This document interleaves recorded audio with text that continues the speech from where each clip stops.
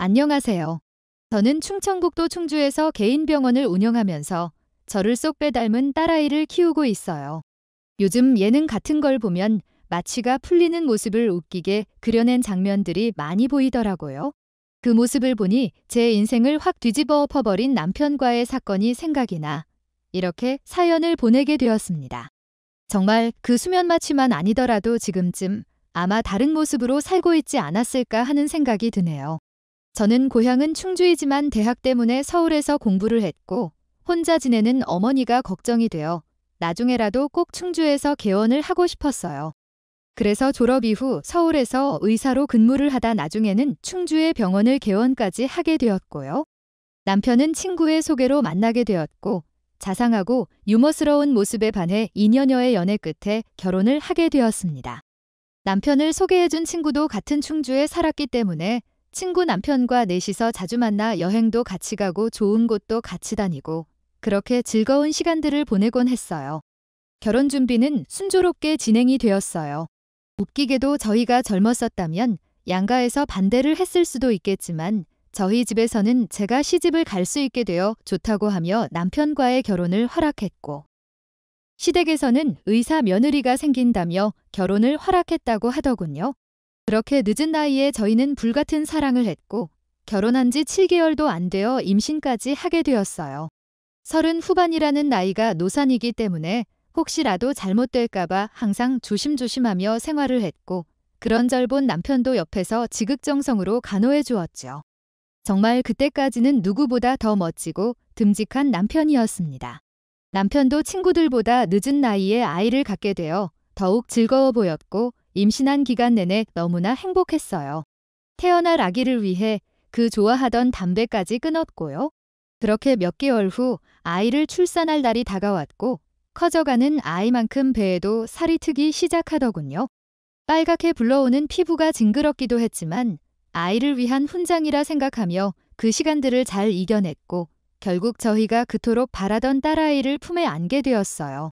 남편도 시댁도 친정 식구들도 노산임에도 자연분만을 한 저에게 대견하다며 다독여줬고 저도 이후 제 생활이 평탄하리라 생각을 했습니다. 평생을 공부만 하고 앉아서 진료나 보던 저에게 육아는 완전히 새로운 분야였고 정말 눈코 뜰 새 없이 바쁘고 정신이 하나도 없더라고요.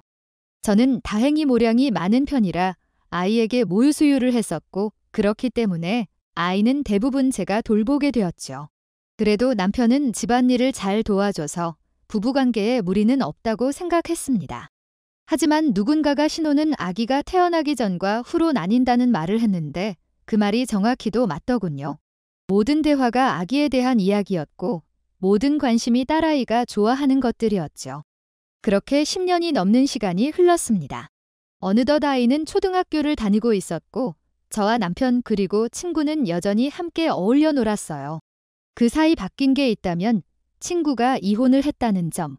친구 지영이는 자신의 잘못으로 인해 그 사이 이혼을 하게 되었어요. 여자라면 하지 말아야 할 잘못을 하고 전 남편에게 이혼을 당하고 말았습니다.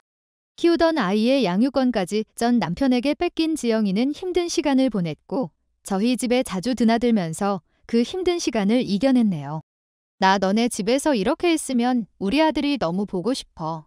우리 아들도 붕어빵 엄청 좋아했거든. 붕어빵 먹을 때면 꼭 꼬리는 떼서 놔주곤 했다. 꼬리가 제일 맛있는 부위라고. 에휴 그러길래 있을 때 잘하지 왜 그랬어. 내가 그러고 싶어서 그랬냐? 내가 알아? 매일 밖에서 바쁘다고 말하는 남편 옆에서 있는 게 얼마나 힘든지.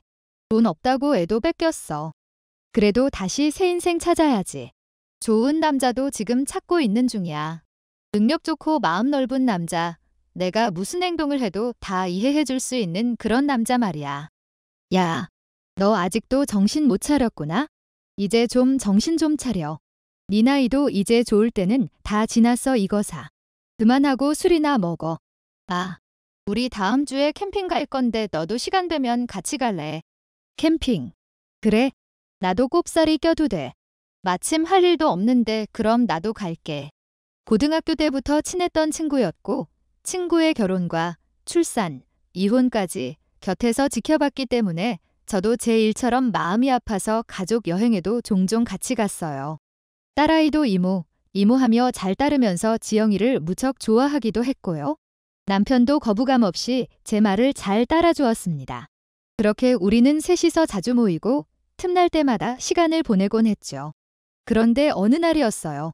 남편은 속이 안 좋고 자꾸 배변을 볼 때 피가 조금씩 나온다고 했고 항문의 통증을 자꾸 느낀다고 하더라고요.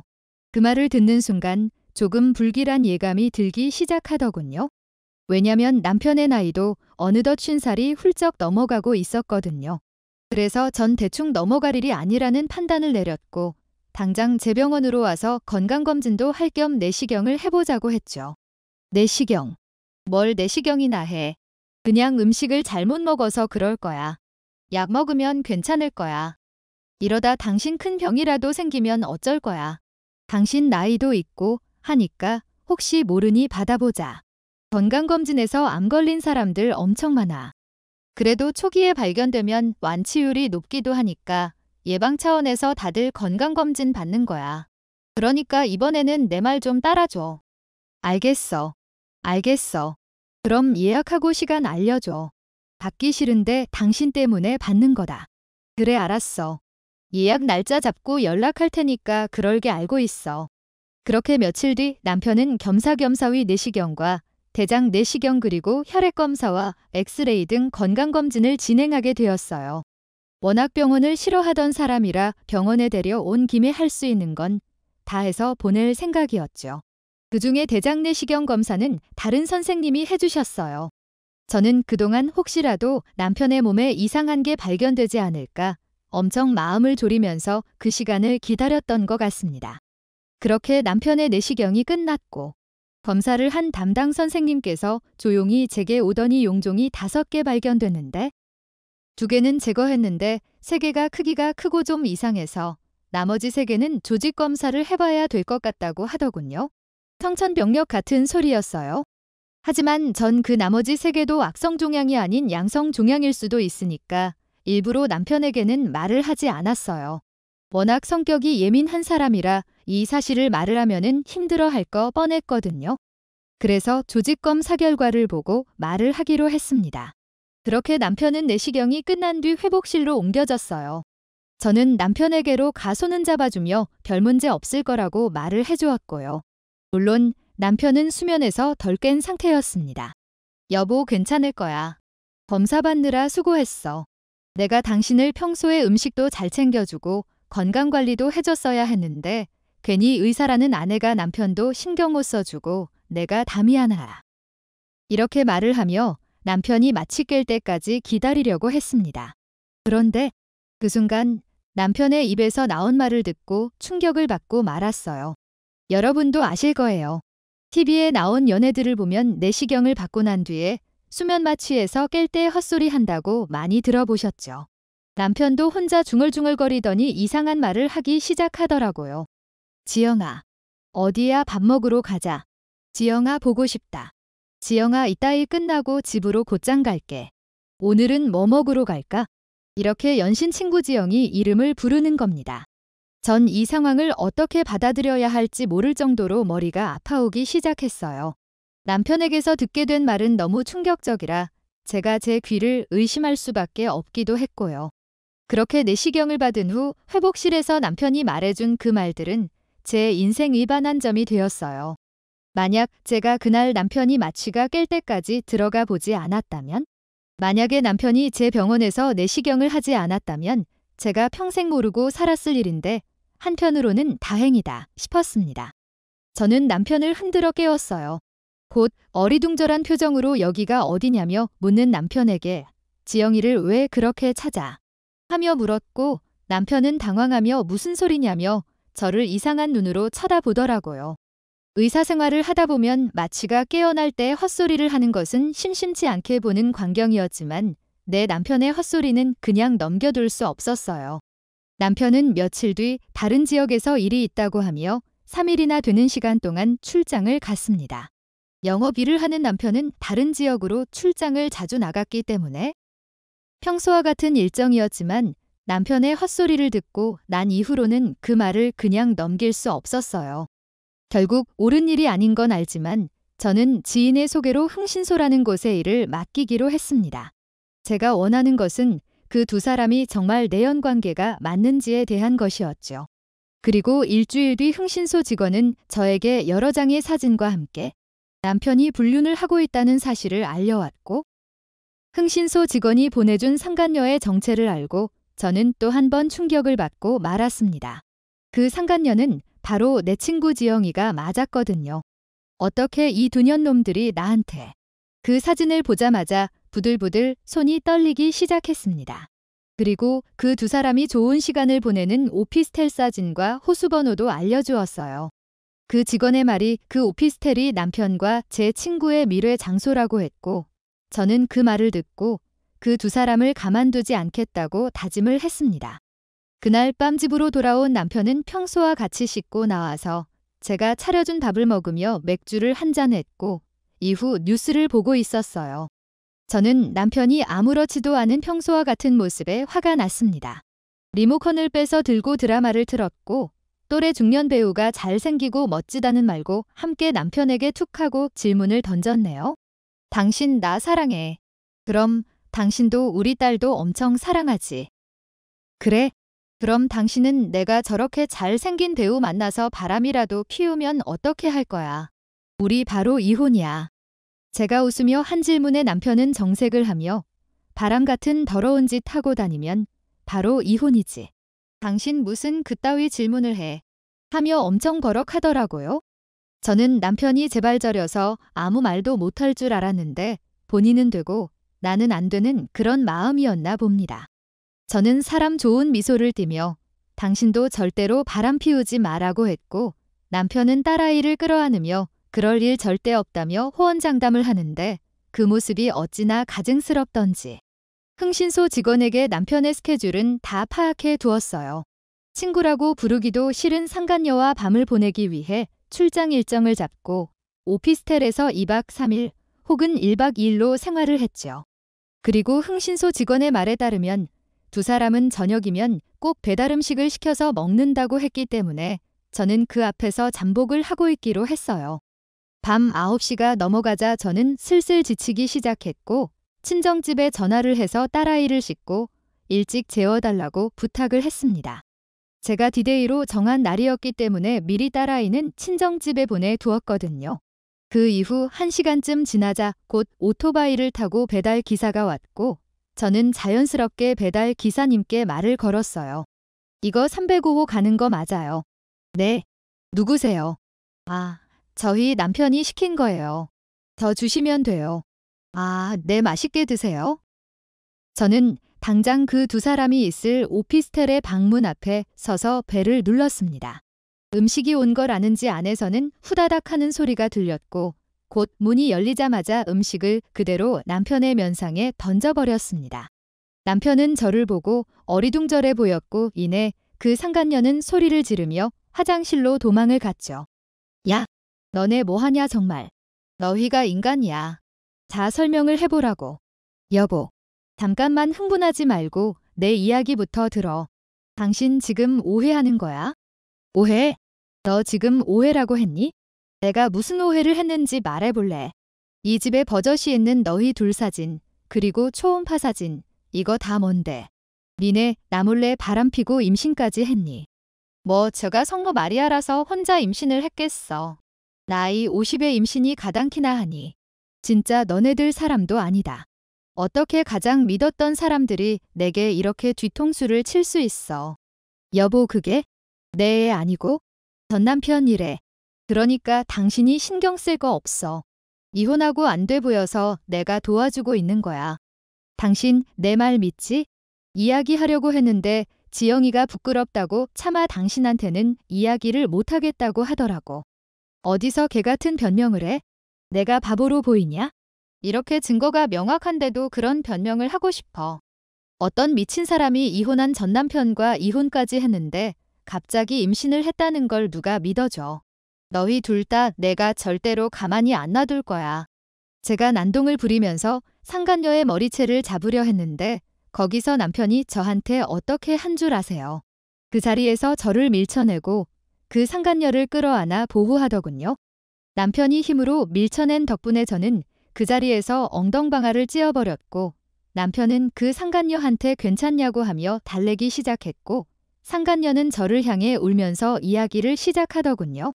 미안해. 하지만 나 이 사람이랑 진심으로 좋아하고 있어. 너네 애 낳고 나서부터 부부관계 소원해진 지도 오래됐다며? 이제 서로 남자, 여자도 아닌데 그냥 나랑 이 사람이라도 잘 지내게 해주면 안 될까? 절대로 너한테 피해 가는 일 없도록 할게. 우리도 나이가 있다 보니 이렇게 임신이 될 거라는 생각도 못했는데 그래도 이것도 인연인데? 애가 무슨 죄야? 와, 너 정말 양심도 없구나. 피해가 없도록.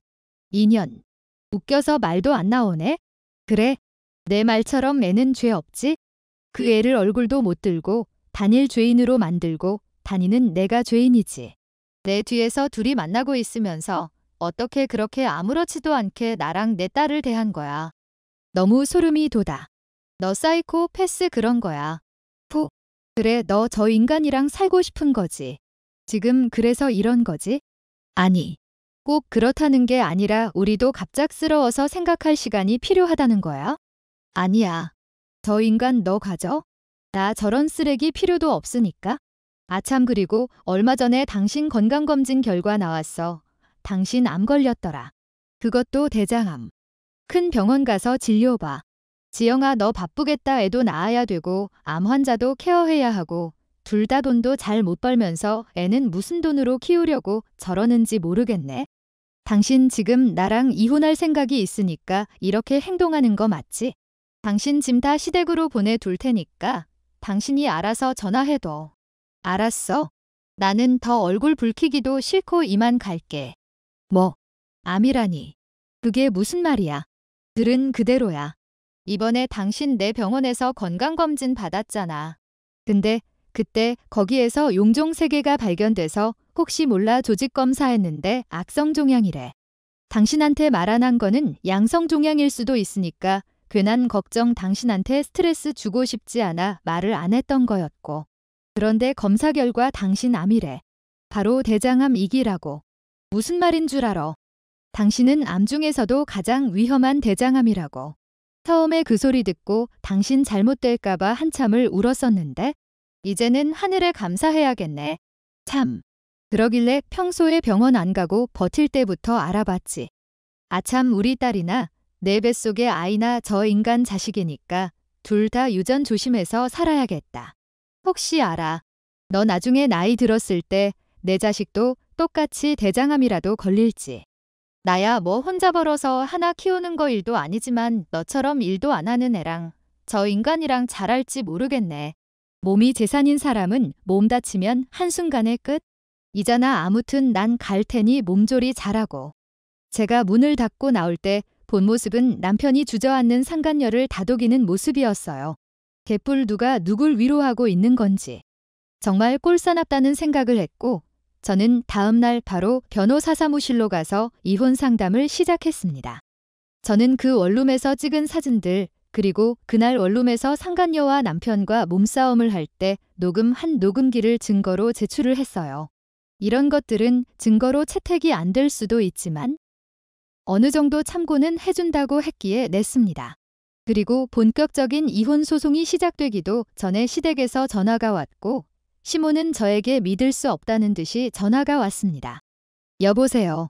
이 남자가 살다 보면 그럴 수도 있지. 너무 하는 거 아니니? 우리가 너를 얼마나 가족처럼 예뻐했는데 신랑을 하루아침에 쫓아내는 법이 어디 있어. 어머님. 이제 저 말고 새 며느리랑 새 손주 예뻐하세요. 어머님이 아무리 저한테 잘해주셨다고 해도 제가 결혼한 사람은 저희 남편이에요. 그리고 사람이 사람 도리를 못하는데 그게 인간이에요? 저는 남편을 내쫓은 게 아니라 우리 집에 있는 재활용도 안 되는 쓰레기를 버린 거니까 남편 편 들 생각은 마세요.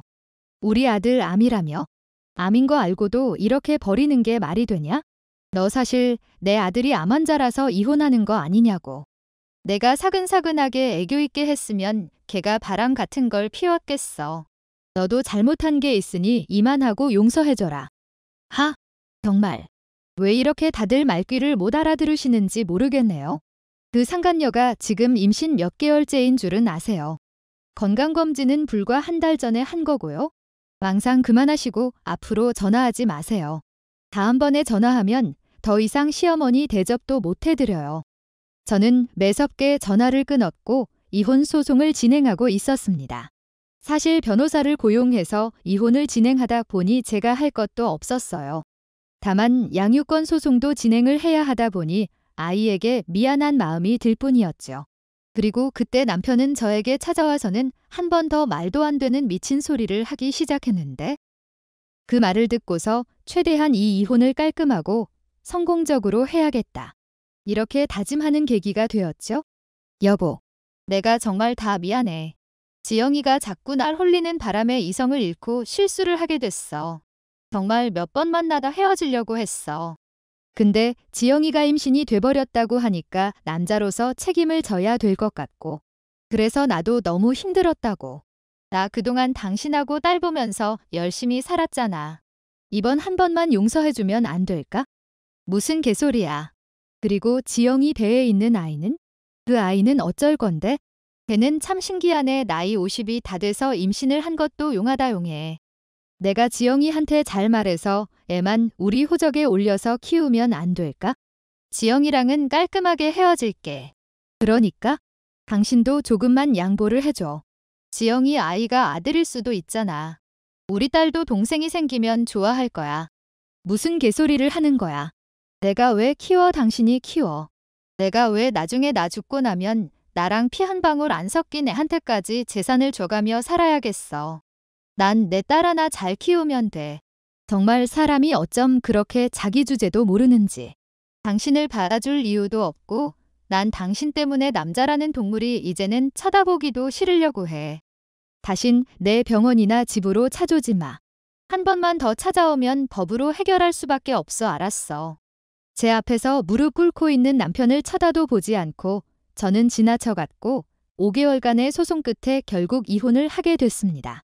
재산 분할도 제가 유리한 쪽으로 가져오게 되었고 양육권도 마찬가지고요. 또 따로 위자료도 받았을 수 있었고요.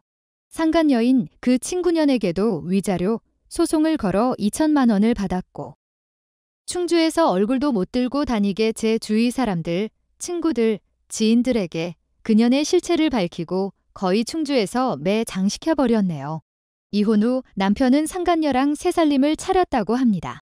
상간녀 친구 그녀는 앞으로 사는 게 지옥 같을 겁니다. 병들고 늙은 사람 케어하는 게 쉽지가 않다는 걸 피부로 느껴보다 보면 얼마나 자신이 인생을 헛되게 살았는지 분명 알게 될 거라고요. 살아보라죠 뭐.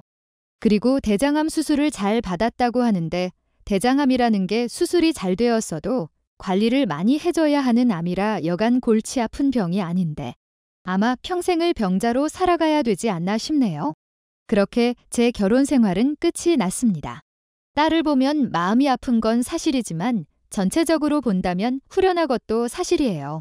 정말 그때 전 남편이 내시경 검사를 하지 않았다면 계속 모르고 저들에게 이용만 당하고 살았을 것 같은데 정말 하늘에서 도와준 것만 같네요.